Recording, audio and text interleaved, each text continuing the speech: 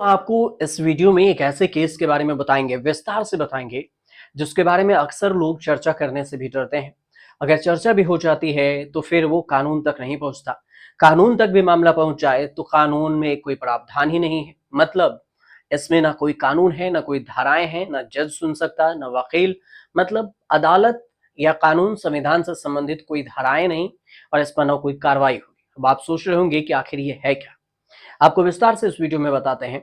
दरअसल केंद्र सरकार ने 3 अक्टूबर को सुप्रीम कोर्ट को दिए अपने जवाब में बताया कि मैरिटल रेप कानून नहीं है, बल्कि एक सामाजिक मुद्दा है। किसी निर्णय पर पहुंचने के लिए व्यापक हितधारकों से परामर्श की आवश्यकता है। मौजूदा कानून में महिलाओं के लिए पर्याप्त प्रावधान है और विवाह पारंपरिक दायित्वों की संस्था है।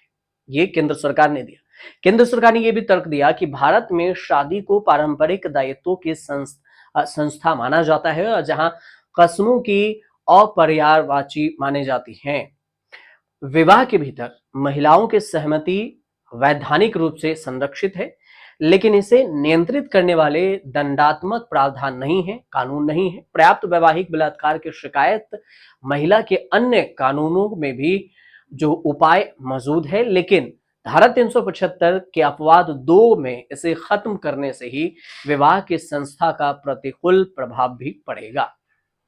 सोच रहे होंगे कि क्या कुछ है, आपको विस्तार से धीरे समझिए। केंद्र ने मौजूदा जो अभी भारत में जो कानून है रेप से रिलेटेड, उसका समर्थन किया, जो कि पति और पत्नी के बीच में यौन संबंधों के लिए अपवाद माना जाता। केंद्र ने यह भी कहा कि यह मुद्दा कानूनी से ज्यादा सामाजिक है, जिसका सीधा असर आम समाज पर पड़ता है। अगर वैवाहिक रेप, जिसको कहते हैं मैरिटल रेप, को अपराध घोषित कर दिया जाता है तो सुप्रीम कोर्ट इसमें हस्तक्षेप नहीं कर सकता। एक वर्ड आया, मैरिटल रेप। इसमें सरकार सिर्फ फैसला ले सकती है। सुप्रीम कोर्ट ने यह कहा कि मैरिटल रेप मामले में भारतीय दंड संहिता के धारा 375 में अपवाद 2 की वैधता पर दिल्ली हाई कोर्ट के विभाजित फैसले के खिलाफ अपील पर विचार कर रहा था। सुप्रीम कोर्ट ने पिछले साल ही बीएनएस की धारा 375 के अपवाद 2 की वैधता से संबंधित वैवाहिक जो मैरिटल रेप के मामले में दिल्ली हाई कोर्ट में जो मामले बताए गए थे, उसके खिलाफ जवाब मांगा था केंद्र सरकार से। उसी के रूप में केंद्र सरकार ने यह जवाब दिया। कार्यकर्ता रूथ मनोरम अब जो है, इन्होंने पहले याचिका दायर किया था। उनका नाम था रूथ मनोरमा सहित अन्य कार्यकर्ताओं ने भी तर्क दिया कि अपवाद ने महिलाओं में संबंध बनाने के लिए सहमति को कमजोर किया और शारीरिक अखंडता, स्वायत्ता और गरिमा का उल्लंघन किया। दिल्ली हाईकोर्ट के न्यायमूर्ति राजीव शकधर ने इस प्रावधान को असंवैधानिक करार देते हुए खारिज कर दिया था, जबकि न्यायमूर्ति श्री हरिशंकर ने इसे बरकरार रखा।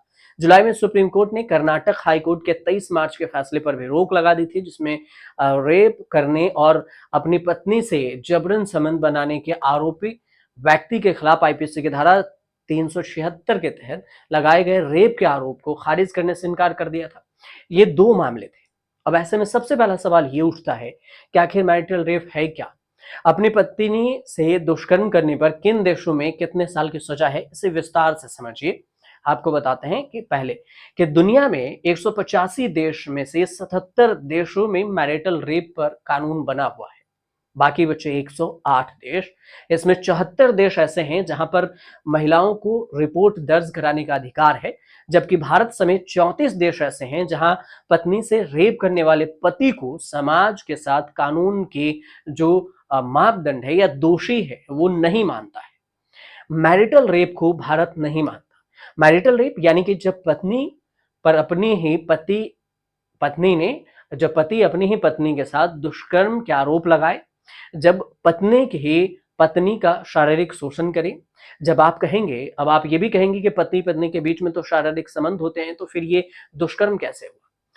क्या पति कर सकता है पत्नी का रेप? सवाल ये भी है। मैरिटल रेप यानी कि जब पत्नी की मर्जी के खिलाफ और जबरदस्ती से पति शारीरिक संबंध बनाता है, तो इसे दुष्कर्म की श्रेणी में रखा जाता है। जब आप ये भी अब जान लीजिए कि एक बार फिर क्यों इस बात की बहस छिड़ी हुई है, क्योंकि दरअसल लोकसभा में 3 बिल पेश किए गए थे, जिसमें महिला सुरक्षा और रेप को लेकर भी नए कानून बने थे।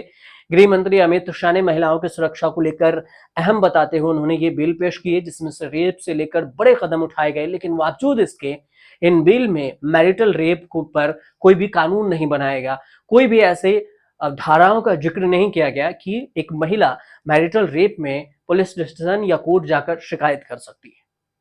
इसी को लेकर बवाल मचा कि अगर सरकार महिलाओं के हित में है तो फिर मैरिटल रेप पर कानून क्यों नहीं बनाती।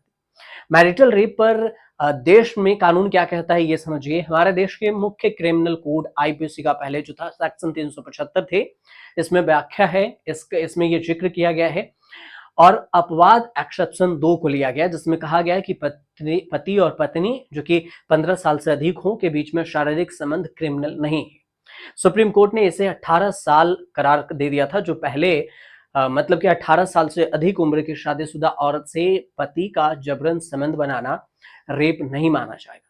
जबकि इसको लेकर कई बार विवाद हैं, कई सारी लड़ाई लड़ी जा रही हैं कि आखिर ऐसा क्यों होगा, क्योंकि ये भी तो मैरिटल रेप की कैटेगरी में आता है, रेप में ही।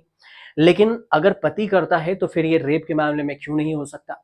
इसी को लेकर विवाद चल रहा था और इसी पर अब फिर से सुप्रीम कोर्ट में केंद्र सरकार की तरफ से जवाब दाखिल की गई है। अब इस पर जो जानकारी है उसी में विस्तार से समझिए कि कैसे क्या होता है। हमारे देश के कानून को तो आप समझ लिए हैं, लेकिन इस तरह कानून के शादीशुदा और गैर शादीशुदा औरतों से भेद भी करता है संविधान में, क्योंकि अगर आप शादीशुदा लेडी के साथ अगर उसका पति करता है तो उस पे मैरिटल रेप या कोई धारा ऐसी हमारे संविधान में जिक्र ही नहीं है। तो फिर जो कुंवारी कन्या है उन पर उनके साथ ऐसा होता है तो रेप की धारा लगती है। तो ये संविधान ही दो तरह की दोहरी नीति अपना रही है और इसको लेकर काफी बवाल हुआ। इस लिहाज से यह संविधान के अनुच्छेद 14, संविधान के अनुच्छेद 15 और संविधान के अनुच्छेद 21 का उल्लंघन है। अनुच्छेद 14-15 में भेदभाव को प्रतिबंधित करता है और 21 जीवन व्यतीत आजादी के अधिकार की गारंटी देता है, लेकिन मैरिटल रेप से तो ये छीन लिया जाता। मैरिटल रेप को अपराध की श्रेणी में न रखना कहां तक उचित है ये भी समझिए। मैरिटल रेप को लेकर हमारे देश में दो मत हैं। एक वर्ग का मानना है कि मैरिटल रेप जैसे कानून के आने के बाद इसका गलत इस्तेमाल किया जाएगा, क्योंकि शादी से जैसे ही रिश्ते में ये तय करना है कि कब रेप हुआ, ये मुश्किल होता है कि कब रेप हुआ और कब रेप नहीं हुआ। अब ये बेहद ही मुश्किल है। मैरिटल रेप के आरोपी को अपने आप को निर्दोष साबित करने में कठिनाई भी होगी, साथ ही कानून का ज्यादातर दुरुपयोग किया जा सकता है। हो सकता है कि कोई पति पत्नी के बीच लड़ाई हो जाए तो वो मैरिटल रेप का केस लगा दे, इसलिए दुविधा है। सरकार भी लगातार इस कानून को न लाने के पक्ष में नजर आ रही है। साल 2017 में मैरिटल रेप को लेकर दिल्ली हाई कोर्ट में केंद्र सरकार ने कहा था कि मैरिटल रेप को लेकर अपराध करार नहीं दिया जा सकता। अगर ऐसा होता है तो इससे शादी जैसी पवित्र संस्था अस्थिर हो जाएगी और इसको भी बदनाम किया जा सकता है।